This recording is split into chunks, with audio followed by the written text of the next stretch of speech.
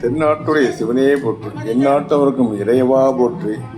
இந்த ஆலயம் மிக சிறப்பான 5000 ஆண்டுகள் பழமையான ஆலயம்.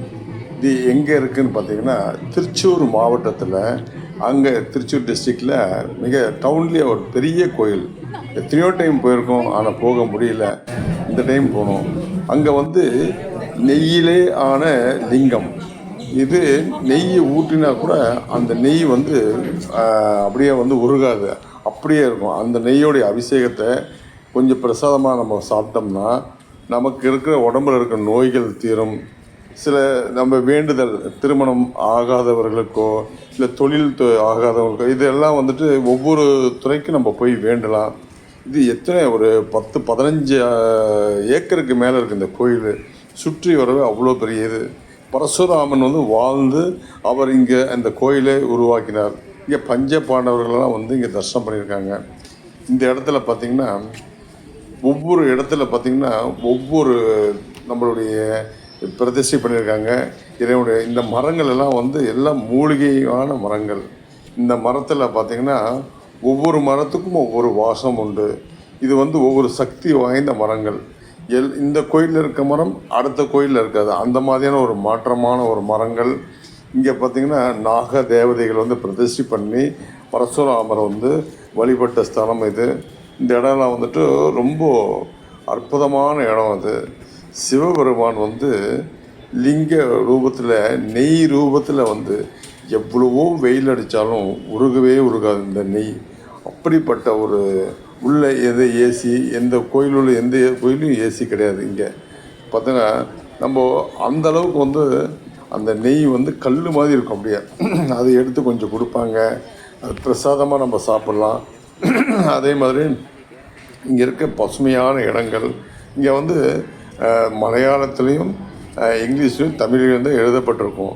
இது சிறப்பான இடம். இது என்ன இடம்னு பார்த்திங்கன்னா, இங்கே ஒவ்வொரு தெய்வங்களும் பிரதிஷ்டைப்பட்டு பரசுராமர் சிவபெருமானுடைய உத்தரவின் பேரினால் இங்கே அற்புதமாக வழிபாடுகள், அந்த கோயில்களை உருவாக்கப்பட்டது. எல்லா கோயிலும் பார்த்திங்கன்னா பரசுராமர் தான் உருவாக்குவார். ஏன்னா சபரிமலை கோயிலே பரசுராமன் தானே போய் கட்டினார். அந்த மாதிரி பாருங்கள், இந்த இடத்துல பார்த்திங்கன்னா எவ்வளவோ ஒரு அற்புதமான அருமையான ஒரு ஒரு நல்ல ஒரு புனிதமான ஒரு பவரான இடங்கள். இதெல்லாம் நமக்கு போய் பார்க்கணுன்றதுக்கு அந்த நமக்கு ஒரு ஈர்ப்பு இருந்தால், நமக்கு அந்த ஒரு பிரார்த்தம் இருந்தால் மட்டுமே நம்ம இங்கே போய் பார்க்க முடியும். இல்லாவிட்டால் யாருனாலையும் போக முடியாது. அற்புதமான கோயில்.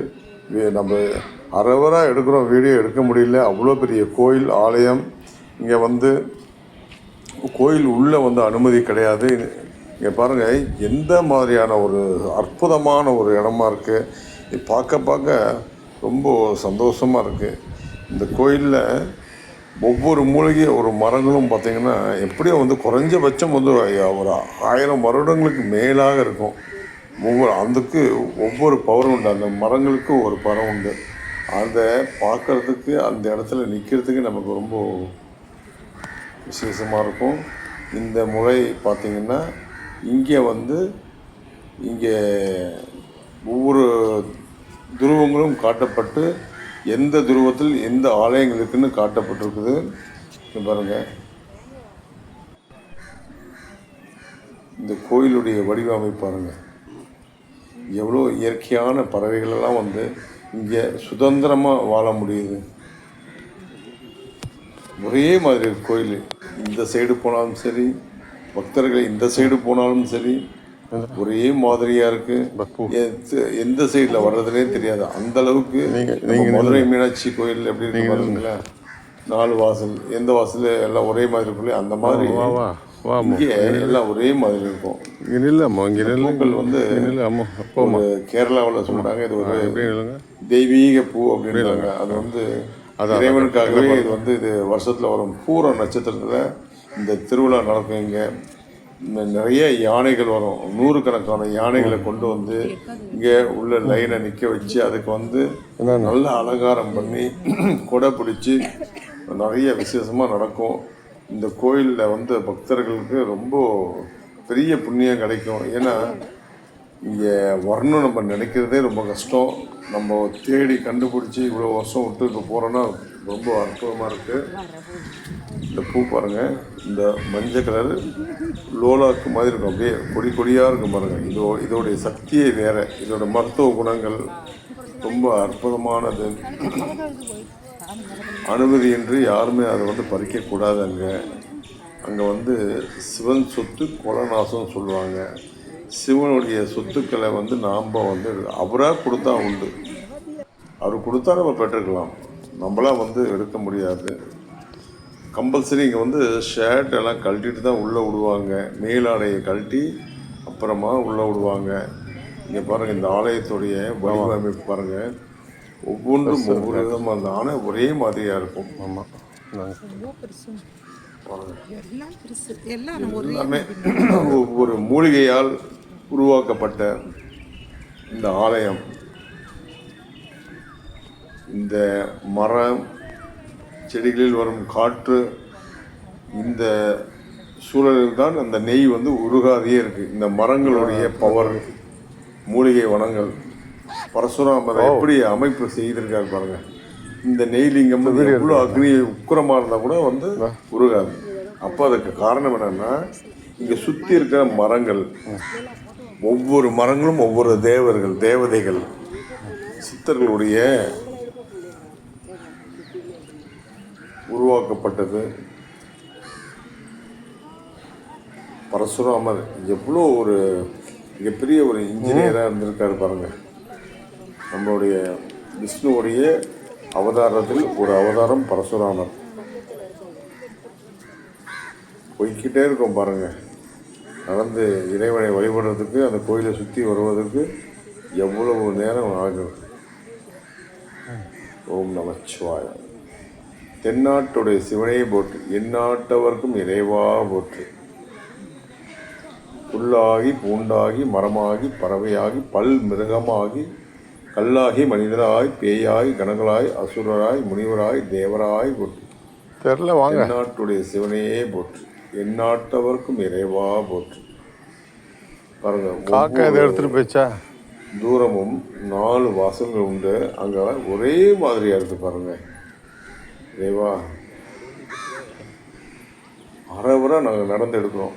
இந்த மரச்சூழல்கள், இதில் உள்ள ஒவ்வொரு அது வரும் அந்த காற்று, அந்த மரத்துடைய தன்மை, இதெல்லாம் சேர்ந்து தான் அந்த நெய் லிங்கத்தை வந்து காப்பாற்றி கொண்டு இருக்கிறது. அந்த நெய் வந்து உருகாதவாறு இந்த மூலிகை வனம் வந்து பாதுகாத்து, அதே இறைவனுடைய மிகப்பெரிய ஒரு ஆற்றல். எப்படி வந்து ஒரு மனிதனால் செய்ய முடியாத இதெல்லாம் எப்போ அந்த கோயில் உருவானது என்று யாருக்கும், மனிதர்களுக்கு யாருக்கும் தெரியாது. நம்மளுடைய வம்சாவளிகளுக்கு இன்னும் யாருக்குமே தெரியாது. ஏன்னா இது 5000 ஆண்டுகளுக்கு முன்னால் நடந்த ஒரு பஞ்சபாடர்கள் வந்து இங்கே தங்கி வழிபட்டு போன இடம். இங்கே வந்து பரசுராமருடைய இந்த கட்டம் கட்டப்பட்டிருக்கு இல்லைங்களா, இது வந்து பரசுராமர் இங்கே தவம் பண்ண இடம். இந்த ஒரு ஒரு ஒரு சாம்பல் நிற கலரில் இந்த இடத்துல பார்த்திங்கன்னா பரசுராமருடைய சிறிய சன்னதி. இவ்வளோ பெரிய கோவிலில் அவர் வந்து சிறிய ஒரு இடத்துல வந்து அப்படியே அமர்ந்து, அங்கே பார்த்தீங்கன்னா அவருடைய பரசுராமர் தவம் பண்ணி இங்கே உட்கார்ந்து ஆலயம் முடிவு. இது பரசுராமருடைய ஆலயம். இது வந்து கோயில் பரசுராமருடைய ஆலயம். இந்த ஆலயம் வந்து பரசுராமர் தான் எல்லா கோயிலும் கட்டுறது. எவ்வளோ சிறப்பாக இருக்குது பாருங்கள். 369 உதயகிரி எல்லாமே ஒரு சிறிய மலர்கள், ஒரு மூலிகை மரங்கள். இந்த மரங்களால் ஆன இவ்வளோ பெரிய ஒரு அற்புதமான மிக பக்தியான ஒரு இடத்துல வந்து ஒரு தடவை கால் வச்சுட்டு வந்தோம்னா நமக்கு மீண்டும் மீண்டும் நமக்கு வந்து ஏதாவது ஒரு மாற்றங்களை ஏற்படுத்தக்கூடிய ஒரு சக்தியான ஒரு இடம் பாருங்க. எவ்வளோ அமைதியாக சாந்தமாக ஒரு பின்ட்ராப்பில் ஒரு அந்த பறவைகளுடைய சத்தங்கள், பறவைகள் பேசும் வார்த்தைகள் மட்டும் நம் காதில் ஒலிக்கும். இங்கே கோயிலில் மணி அடிக்கிறது கூட நமக்கு சீக்கிரமாக கேட்காது. அந்த அளவுக்கு ஒரு மென்மையான ஒரு சக்தி வாய்ந்த ஒரு கோவில். இங்கே சத்தமாகவும் யாரும் அதிகம் பேச மாட்டாங்க.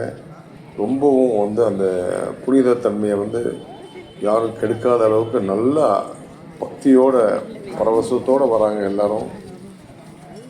எவ்வளோ எவ்வளோ காலேஜ் பெண்கள், சிறிய பெண்கள், சிறிய ஆண்கள் எவ்வளோ பேர் வராங்க பாருங்க. எல்லாம் ஒரே மாதிரி இருக்கு. இது கோபுர கலசம்.